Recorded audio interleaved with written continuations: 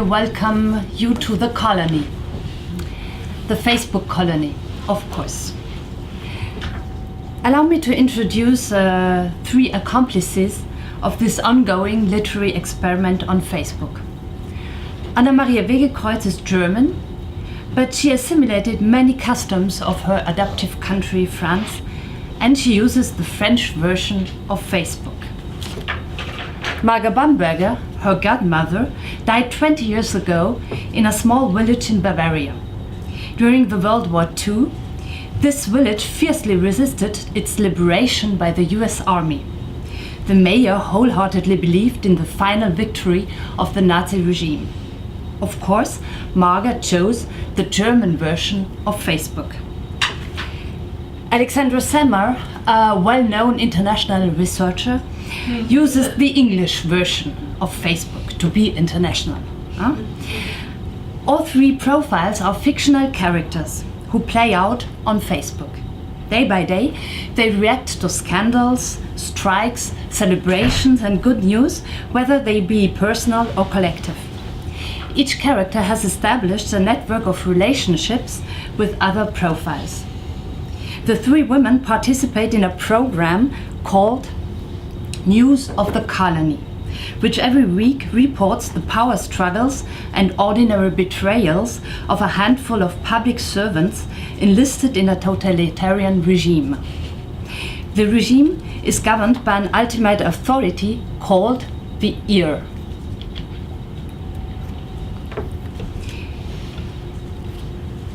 The fictional profiles share personal texts, images, but also automatically generated posts. For example, this very charming video digest Facebook automatically edited for Marga, the German, in order to summarize her life during the last year. Remember that Marga has grown up during the Nazi regime.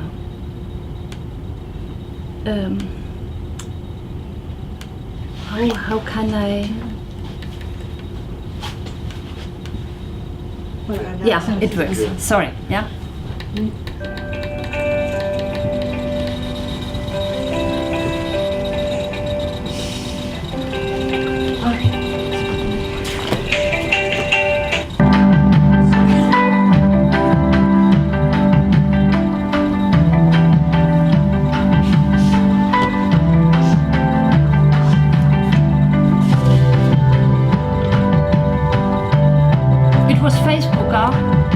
Who summarized it like that.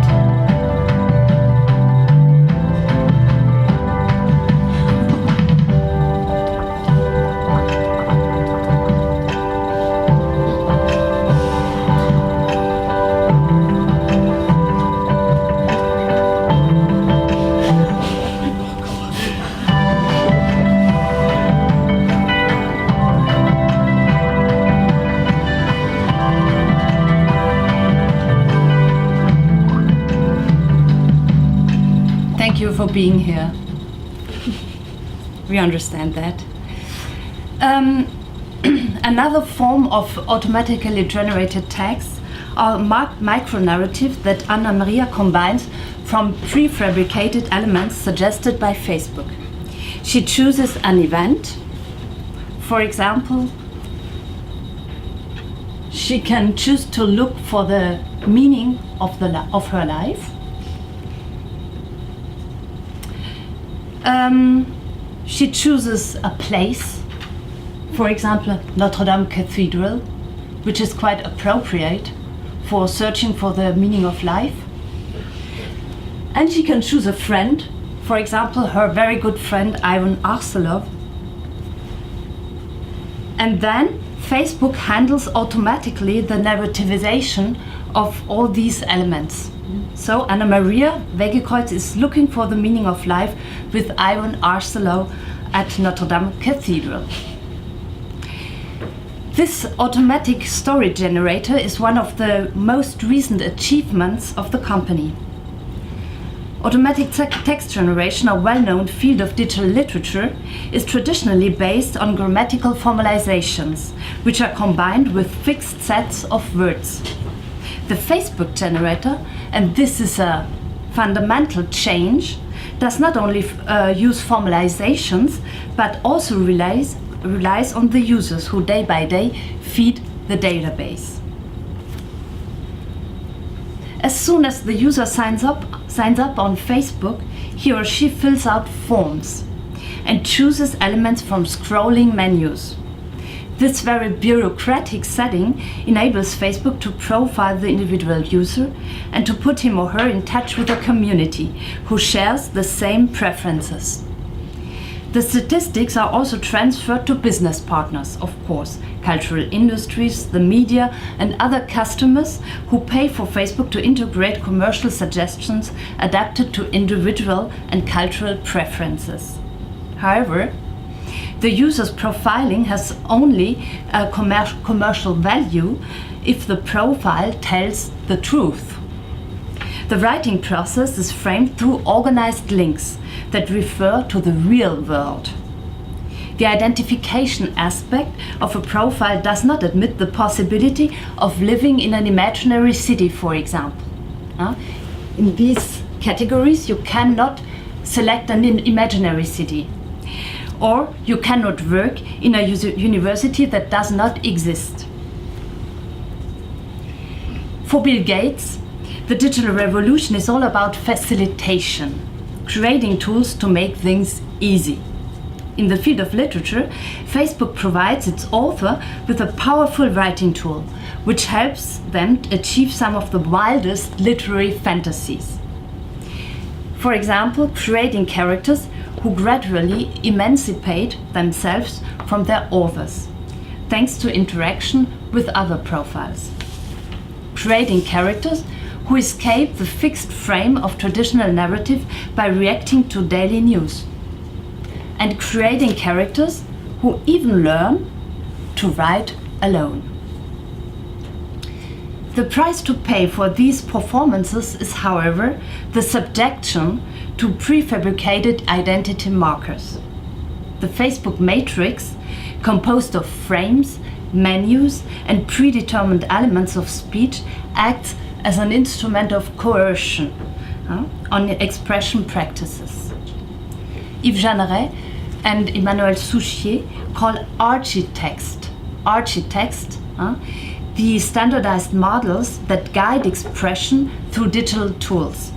An architext is of course never neutral. It embodies the points of view and values of its designers and owners. Firstly, I will now analyze in depth certain elements of the Facebook architext. I will show that despite big similarities, the architext is not exactly the same from one version of Facebook to another. These variations are further conditioned by language. Secondly, I will try to identify the fundamental project of Facebook. Thirdly, I will focus on a main obstacle to the realization of this project, the language barrier, which makes machine translation a crucial issue for the company. And lastly, I will establish potential ways out of the ongoing algorithmic grammaticalization of language by the machine. So, first step. When it comes to digital devices, the page is never blank. Exprimez-vous, Anna Maria. Express yourself. Anna Maria, Facebook suggests to the French user who wants to write a post. The phrasing of that sentence, express yourself, exprimez-vous, brings up memories of Internet's beginning as a libertarian utopia, proclaiming universal freedom of speech. But it is also an injunction, express yourself. According to Maud Bonenfant, the formulation also refers to a secular culture of confession. To free the soul, the confession must take place in a specific area, and it requires an interpreter. However, this interpreter, a judge, a priest, a psychologist, is part of the institutional system and establishes a relationship of power over the subject. On Marga's German Facebook, the device doesn't guide the user towards free expression, but rather towards the recording of an activity protocol. Was machst du gerade? What are you doing? Facebook asks, as if it were possible to write and to do something else at the same time. The activity needs in this case a very quick translation. The prefabricated elements enable the user to create a post in a few seconds. The address of the user by the English version of Facebook does not suggest to report an activity, but a thought. What's on your mind? The architect asks, reminding me of a jealous spouse. What's on your mind? What are you thinking of? The formulation also suggests that cognitive activity can be directly transcribed by symbols. An idea that shouldn't surprise us if we remember that the computer is, since Vannevar Bush's Memex, commonly considered as a memory extender. However, Facebook has developed memory prothesis, symbolized by a candle. Marga, the German, is invited to remember fallen soldiers, old friends, or the king. Oh my god. The king. Alexandra, the international, can choose from 20 possibilities that mostly refer to family life. The fallen soldiers and the king are not part of it.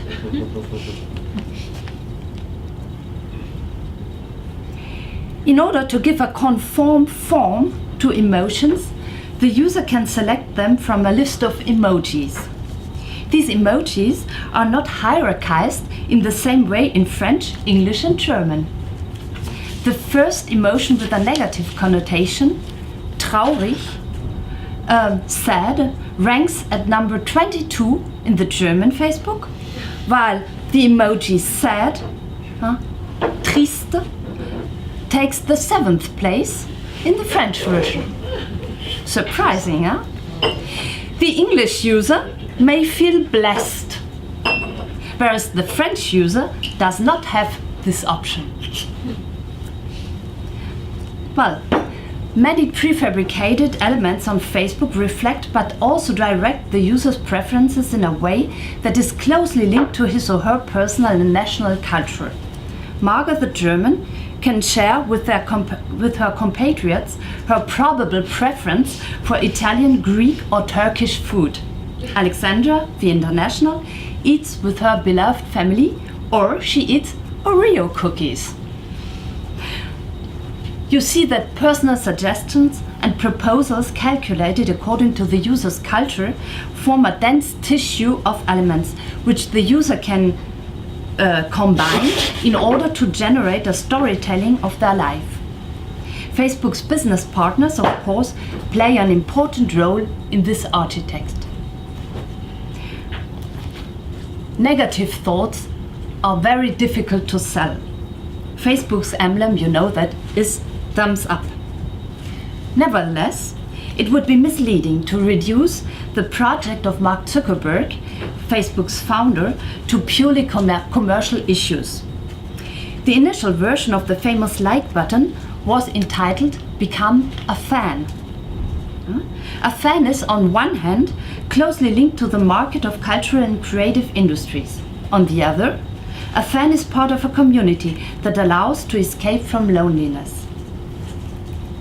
All people want to connect is the founding motto of Facebook. For Mark Zuckerberg, connection does not only mean the pleasure of being together. Only the community can give meaning to an individual's life. That's the fundamental belief of Mark Zuckerberg. Because it suggests that the individual belongs to a larger entity, takes part of a common project. At the beginning, the platform presented itself as completely open to all ideas and strictly opposed to censorship. This libertarian approach was in tune with Zuckerberg's techno-optimism. It was based on the idea that the platform users gather around positive values once they were provided with the right tool. For Mark Zuckerberg, the divisions and polarizations of the contemporary world are all negative, regardless of their specific context. The director of Facebook repeats as a mantra the need to bring people together in a common space, a space where hatred, violence, and any form of conflict are banished. After months of hesitation about the most appropriate response to the obvious presence of jihadist propaganda, fake news, and violent images on the platform, the company decided to solve the problem of censorship with a pirouette that fully reflects its philosophy.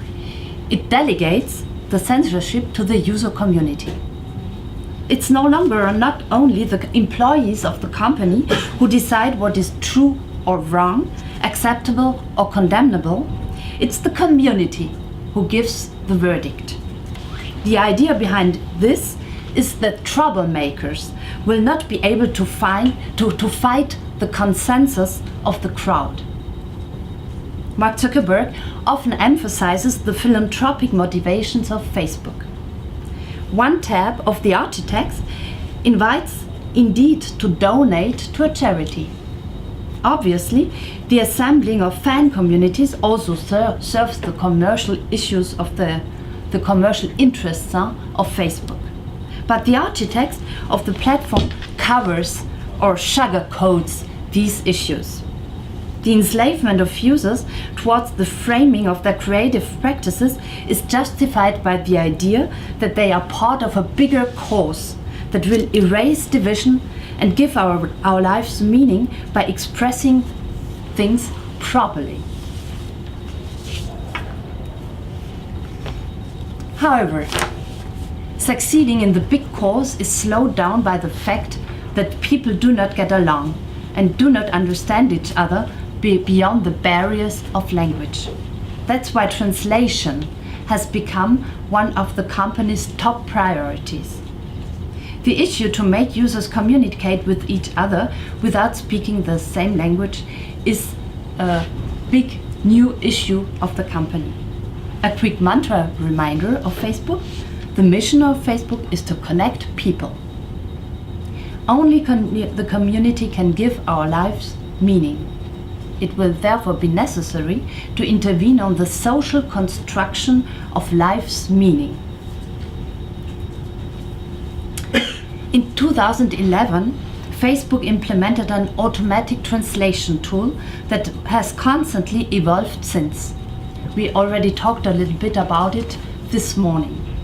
In order to understand the motivations of the company to invest in this specific research area, let's take a quick look at how these translators work. Claire, if I'm wrong about what I'm talking about, you will say, huh? Because we working on it, but we didn't work on it together, so I don't know. Yeah, I will present it, and then you will say. Well, to summarize it very quickly, yeah? A first group of tools translates from one language to another via English as a pivot language. Insofar as the structure of a language also reflects a way of thinking, linguistic imperialism may result from this principle that has often been discussed. The Facebook translator is part of a second group of tools that do not rely on a pivot language, but on statistics. By comparing the translations already present in the database of Facebook, an algorithm calculates the most probable translation. These tools are based on what is called, you already said it this morning, a neural network. The sentence that we want to translate is converted into a sequence of vectors, and this series of vectors in turn is translated into a sentence of the target language. In short, the pivot of the translator is no longer natural language, but an algorithm. the strength of neural networks is their ability to self-correct. The algorithm gradually improves its performance. The neural network implemented in Facebook does not translate word by word, but takes into account the context of the sentence. In addition, users, obedient digital laborers as they are, can evaluate and correct the translation and thus contribute to the tool's improvement. Algorithmic intermediation may have a profound influence on natural languages. Researchers like Warren Sack call this process a new grammaticalization of language. To explain this phenomenon, Warren Sack relies on pragmatic semiotics. Very quickly, according to Peirce, the relationship between the linguistic sign, for example the word apple, and the designated object, for example the apple you can eat, is mediated by a third instance called the interpretant. The interpretant is not the person, but it refers to the habits, stereotypes, experiences and motivations that the person mobilizes when interpreting signs. Okay? So in the Facebook translation tool, this intermediation is handled by statistical calculations. The social aspect is not evacuated, because the algorithm calculates the best translation based on social uses. But, as always, and in Facebook, but also in Google, the majority wins. And the result is a highly consensual regulation, normalization of language. So linguistic imperialism is replaced by algorithmic imperialism. So Warren Sack also reminds us that the regulation of language has always been a powerful political and religious instrument for the construction of nation states. Facebook has always been fiercely opposed to the idea of nation states. Zuckerberg often talks about it, about the danger of nation states. It's the standardized pidgin of Facebook, whose syntax and vocabulary are related to the linguistic capabilities of the machine, serves to create not a nation state, of course, but a controlled linguistic market. That's the issue. So let's have a very quick look at Google to understand how this market works. Google's partners participate in auction systems, which determine the market value of a word by influencing its ranking in the search engine. The word swimsuit, for example, is more valuable in the summer. The word is thus transformed into an economic resource. Of course, to make this work, the word must be spelled correctly.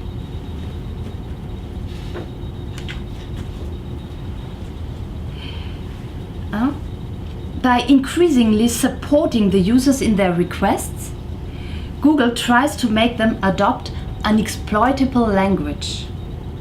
The more the user uses the linguistic prothesis of autocompletion, like here, and machine translation, the more the normalization of language will be effective. In 2014, Warren Sack notes that linguistic capitalism is currently based on the sale of individual words and the production of abstracts and translations, but that it could be extended in the future to the automatic generation of stories. On Facebook, it's already done.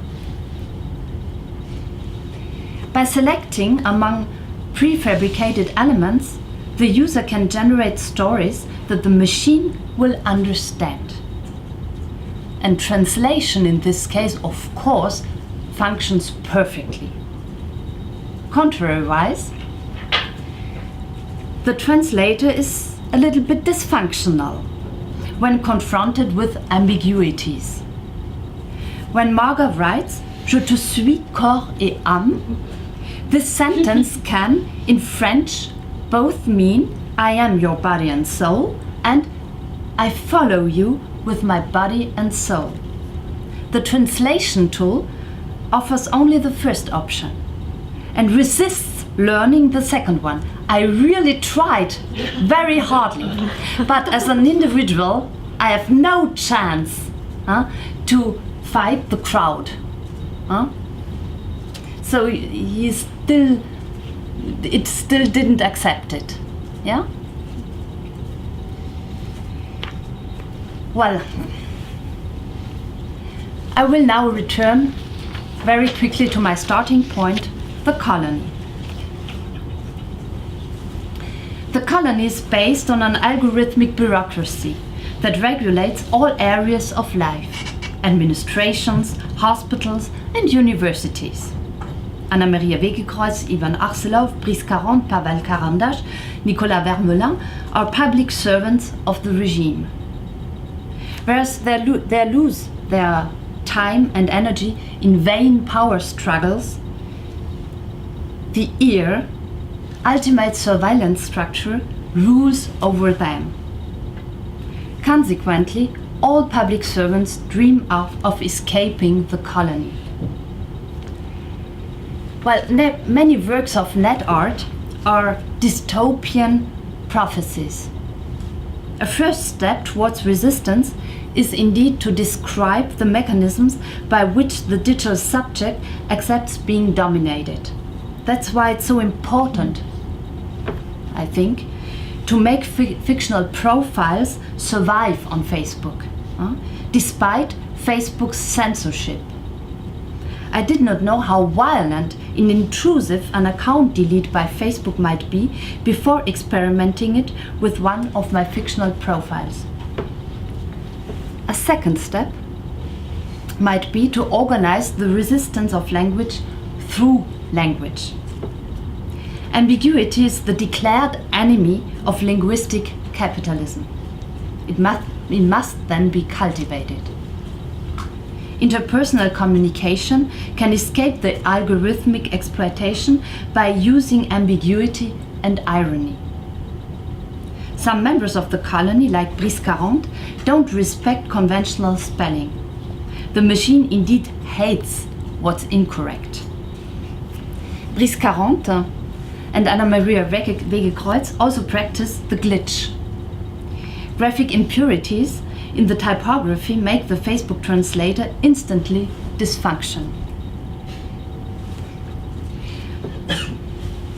Let us not be naive, however.